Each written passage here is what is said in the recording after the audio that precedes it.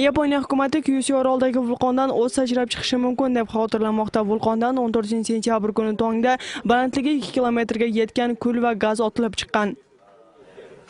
Erте мененки 14 чамасында метеорологтордун көрсөткүчүндө жанар тоонун жарылуу коркунучу 3-4 баскычка чейин көтөрүлгөн. Азыр ал жерде 2 чакырым радиуска чейин кооптуу аймак деп белгиленди. Куткаруучулар, полиция жана өрт өчүрүүчүлөрдүн баары күчөтүлгөн тартипте өтүп, кырдаал көзөмөлдөрүн жатат. Биздин максат биргеликте иш алып барып, кандай гана жагдай болбосун, тургундардын коопсуздугун сактоо.